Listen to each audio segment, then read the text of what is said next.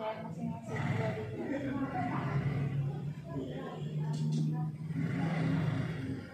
doa saya. Baik, terima kasih kepada adik yang telah memimpin doanya. Di sini ada yang tahu apa pengertian konseling kelompok atau ada yang udah pernah dengar? Saya pernah mendengar tapi nggak tahu juga. Yang Belum pernah pernah ya? Oke, baik. Konseling kelompok itu adalah salah satu dari 10 jenis layanan dalam bimbingan konseling yang mana kegiatannya memanfaatkan dinamika kelompok untuk membahas masalah-masalah dari setiap anggota kelompok. Jadi di sini kita itu kayak membahas masalah pribadi kita, mau itu masalah dalam keluarga, masalah sekolah, masalah percintaan juga termasuk. Nah, ada yang tahu tujuannya? Untuk menyelesaikan masalah-masalah yang ada. Ya, terus yang lain? Untuk membangun positif itu, terus membangun kepercayaan diri dan memperkuat pertanggungjawaban diri sendiri. Ya. Yang lain? Ya. Pendapat adik-adik sudah bagus. Jadi supaya jelas kakak menjelaskan. Tujuannya itu agar masalah yang kita bicarakan dalam konseling kelompok itu dapat tertuntaskan dan dapat kita cari solusinya secara bersama. Cara pelaksanaannya itu yang pertama itu berbicara seperti yang kita lakukan sekarang. Tujuannya supaya kita itu bicara saling menghadap-hadapan, tidak ada yang membelakangi. Nah, dalam kegiatan konseling kelompok ini ada hal-hal yang perlu diperhatikan. Yang pertama itu saling menjaga rahasia. Jadi dalam kelompok kita ini, kita kan membicarakan masalah pribadi kita. Jadi kita tuh harus bisa sama-sama saling menjaga rahasia. Jangan sampai permasalahan kita ini dalam kelompok ini tersebar keluar. Terus yang kedua itu secara sukarela. Adik-adik, secara sukarela apa terpaksa? Ya, baik. Terima kasih ya. Nah, yang ketiga itu saling terbuka. Dan maksud saling terbuka maksudnya jangan ada yang menutup-nutupi. Semua apapun masalah yang adik-adik rasakan itu terbuka aja. Jangan ada yang ditutup-tutupi. Yang ketiga normatif. Maksudnya itu pada saat teman kita berbicara kita harus memperhatikan. Nah, itu mengikuti kegiatan konseling dari awal sampai akhir. Jadi jangan ada yang setengah-setengah. Pokoknya dari awal sampai akhir kita itu harus ikut. Oke, selanjutnya di sini mungkin kita udah saling kenal, cuma kita biar lebih ini coba kita sama-sama memperkenalkan diri satu-satu. Nama, hobi, sama cita-cita dari adik. Secara sukarela. Perkenalkan, nama saya Khairul Nisa, saya di Pandika. Hobi membaca novel, nonton film, makan dan lain-lain, makan kebutuhan. Terus cita-cita jadi penulis dan sutradara. Perkenalkan, nama saya Sarekan. Hobi saya menggambar dan cita-cita saya jadi arsitek. Perkenalkan, nama saya Santi Kalimantan. Hobi saya menari. Cita-cita saya pengen jadi penari. Perkenalkan, nama saya Priyanti. Hobi saya membaca novel dan cita-cita saya jadi penulis. Perkenalkan, nama saya Yulia Rosa, biasa dipanggil Rosa. Hobi saya menulis, cita-cita saya jadi jurnalis. Perkenalkan, nama saya Desa Milang, hobi saya memasak, cita-cita saya jadi kopi. Perkenalkan, nama saya Sulaiman Sianturi. Hobi saya membaca, cita-cita saya menjadi guru. Adik-adik tadi udah memperkenalkan namanya ya. Jadi di sini kita akan membuat rangkaian nama. Ada yang nggak tahu gimana caranya? Belum Jadi nanti salah satu dia menyebutkan namanya, terus Rosa menyebutkan lagi namanya dan namamu, terus yang ketiga si Nesa sebutkan dari awal sampai seterusnya. Bisa kan? Insya Allah. Coba. Ceria. Rosa ceria. Ceria Rosa. Nisa ceria, Rosa Nisa. Suryani Ceria. Rosa Nisa. Ya dari ini. Ceria Rosa Nesa Suryani Chandrika. Nisa ceria, Rosa Nisa. Ica ceria, Rosa Nisa, Suryani, Chandrika, Yosa. Oke. Nah selanjutnya kita akan menyebutkan satu persatu masalah yang adik-adik hadapi. Nah, jadi di sini kita akan menulis masalah pribadi kita. Ada yang suka rela, ya, digosipin. Berarti itu masalah percintaannya. Yang kedua, ya, dari sekolah dari mana? Yang ketiga, Dua aja. Bullying. Masalah bullying di sekolah. di sekolah.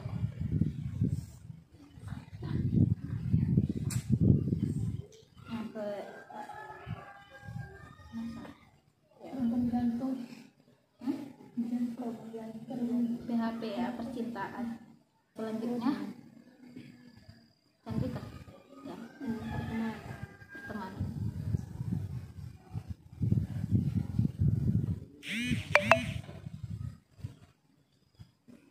Selanjutnya Esa, keluarga. Keluarganya itu berantem sama siapa? Abang, adik. kan konsultasi nggak saling bersama ekspektasi.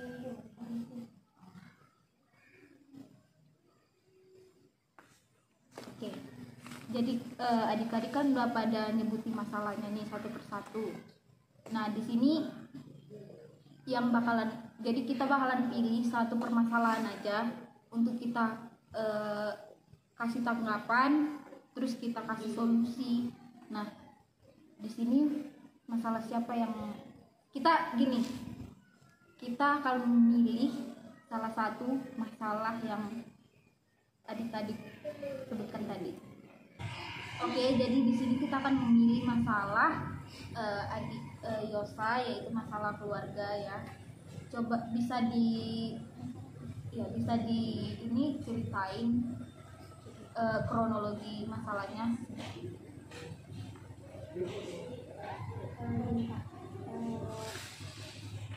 Tua itu kan yang namanya udah pasti mau sukses.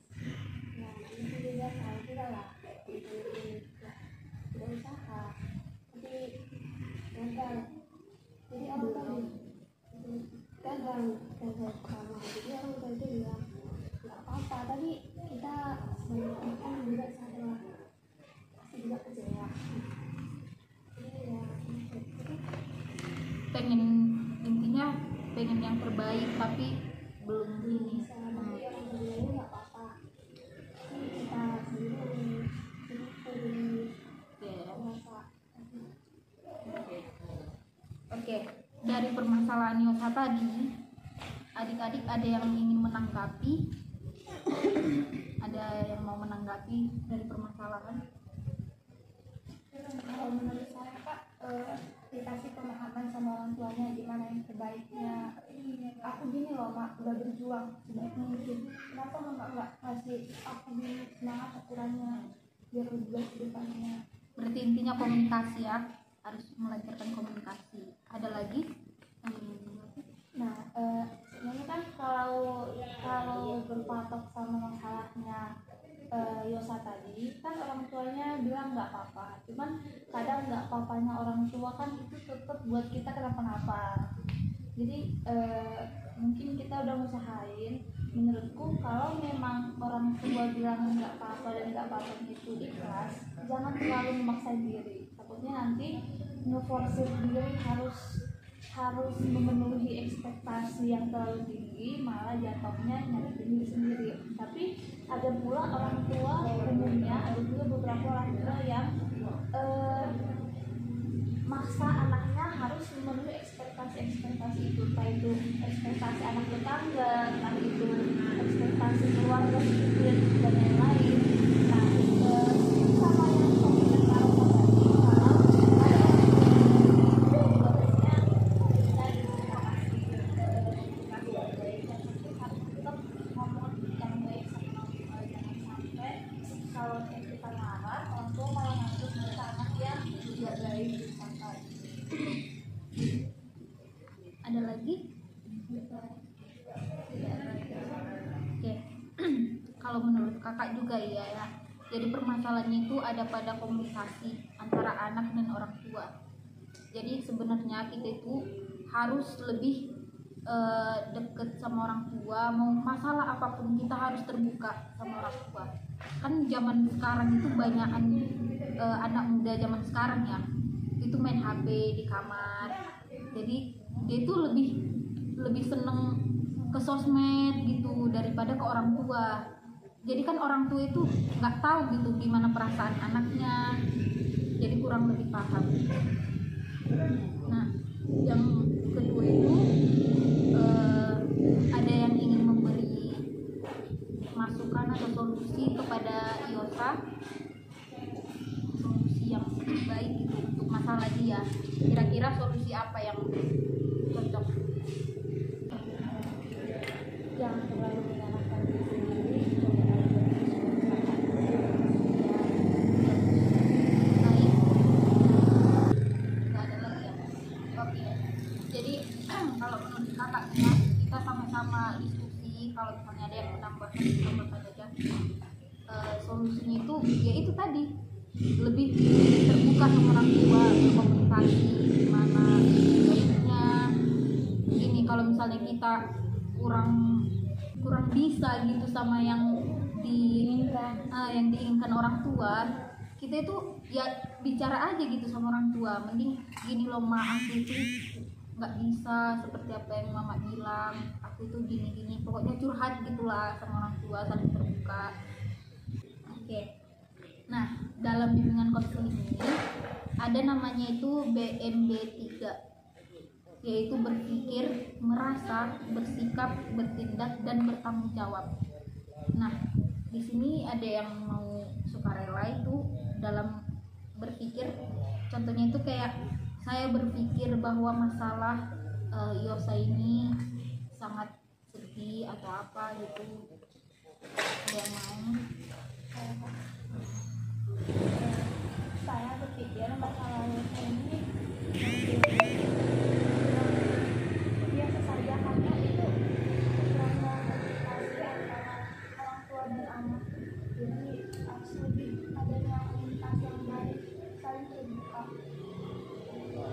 Merasa itu perasaan saya sangat sedih, kan saya merasakan atau perasaan saya Perasaan saya melihat kondisi kakak Esa dengan keadaan seperti itu sangat sedih, karena dia tidak terbuka dengan orang-orang yang di lingkungan rumahnya, bagaimana untuk keluarnya, dia untuk lebih baik lagi. Perannya kan dimulai dari lingkungan rumahnya dulu. bersikap Lebih bijak lagi ke depannya untuk mencari solusi dari semua masalahnya. bertindak. Contohnya tuh kalau saya jadi Yosa, saya akan bertindak seperti ini. Kalau saya jadi Yosa, saya akan menceritakan lebih rinci apa yang saya rasakan, apa yang saya pikirkan, dan apa tindakan saya ke depannya, yang tujuan saya ke depannya lebih baik lagi, biar orang tua mengerti apa ke depannya keinginan saya. Bertanggung jawab. Contohnya itu kayak saya bertanggung jawab atas apa yang saya bicarakan dan saya akan melakukan itu. Saya akan bertanggung jawab atas apa yang saya lakukan, terhadap semua yang saya katakan, dan menerima konsekuensi apapun itu. Jadi terima kasih adik-adik yang udah sukarela, makasih banget kan udah sukarela memberikan masalah-masalahnya itu. Jadi coba terakhir ya, ada nggak yang mau ngasih kesimpulan dari yang kita laksanakan hari ini? Oke, Adik Nisa. Jadi sebenarnya semua orang kan pasti punya masalah pribadi. Terus terus masalah dengan sama orang tua itu masalah yang umum tapi cukup berat karena melibatkan orang tua dan kita gitu. Karena kan orang tua kita juga manusia yang pemikirannya nggak selalu benar, nggak selalu baik, nggak selalu sempurna. Jadi menurut saya itu tadi pentingnya adanya komunikasi baik itu sama orang tua, sama saudara, sama keluarga, sama teman. Komunikasi itu penting biar apa? Biar kita nggak terlalu memaksakan apa kehendak orang dan orang juga ngerti yang kita rasain itu sebenarnya apa gitu. Terutama sama orang tua karena kan kita hidup sama orang tua, gimana pun orang tua yang tahu dan membantu kita untuk menuju ke depannya. Jadi orang tua harus tahu apa yang kita rasain, apa yang dirasain anak-anaknya, biar kita juga dalam menuju apa yang dalam mencari atau menuntut apa yang kita ingin tuju itu lancar dan tidak terhalang sama masalah-masalah kayak ini. Jadi kesimpulannya itu komunikasi itu sangat-sangat Ya, betul sekali. Terima kasih kepada adik saya yang telah memberikan kesimpulan. Oke, terima kasih kepada adik-adik yang telah berkenan untuk membantu kakak dalam tugas kuliah. Saya akhiri. Wassalamualaikum warahmatullahi wabarakatuh. Waalaikumsalam.